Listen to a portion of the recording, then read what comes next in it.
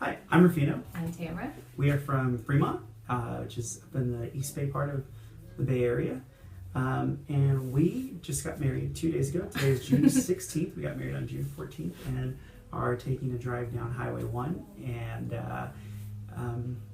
saw this cute little shop and thought we'd stop in. And actually, Tamara drove me in. So we thought we'd share the story of how we met and our engagement, how they're all tied together. So Tamara, you can tell a little bit about how we met.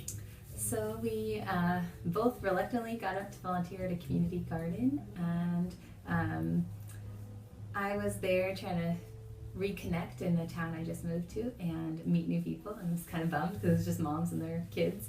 But Rufino walked in and was laughing and I'm not a mom. and so full of joy, and I was just instantly drawn to that. And so I said, okay, I have to talk to him. So I had finished up my work gathering, like harvesting the fruits and veggies, and they said when you're done to go break down branches, and he was the only one doing it. So I asked him if he needed help breaking down branches. Cheap Mexican labor. It is a thing, guys. So I had just moved to the Bay Area from Texas, where I was raised, and it was an opportunity for me to serve and try to get plugged into the community. But again, it was nothing but moms and kids, and I thought, well, maybe a single mom, but no luck on that front.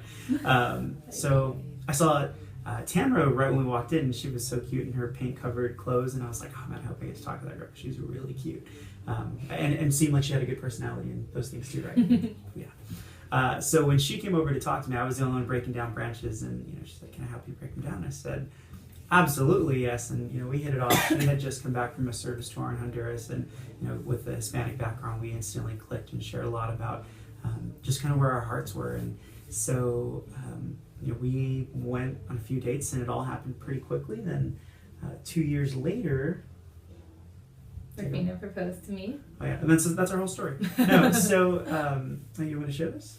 Okay, well I can. Yeah. Go ahead. Let's see. Well, that day, I knew the proposal was coming, so he had to be very tricky. And my mom called as we were on our way to the city, and she pretended that she had a flat tire, ran out of gas. And that's my pet peeve, people running out of gas. So I was kind of like, oh, just call AAA. You don't need any help. But Rufino encouraged me to go help her out, so we did. And it turned out she was pulled over right where we had first met in that garden. So we took her around the garden and we're showing her and kind of sharing our story with her. And then Rufino took me to the tree where we were breaking down the branches.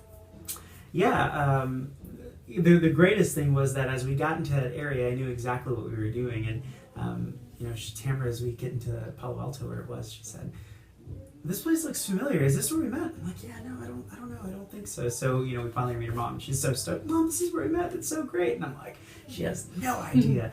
So we show our mom around the garden, which unfortunately, because it was an off season, there wasn't actually anything growing there, but the tree was still there, which was great. So I took her under the tree and I said, "Tamara, do you remember the first thing you ever said to me?" And that was, can I help you break down branches? And at this point, I kind of gave it away because I said, "Why don't you ask me again?" And so she asked me again, "Can I help you break down branches?" I get down on one knee, opened the box, and said, "Only if you spend the rest of your life with me." And she agreed to. So that's why we got married 2 days ago. Yay! And so now we begin our journey to see what the rest of our life together looks like, and we couldn't be more excited, and are just so lucky to live in a place that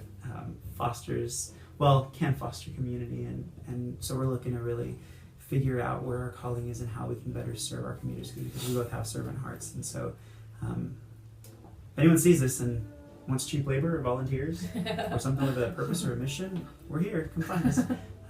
So yeah, that's our story. Did I miss anything? That's the highlights.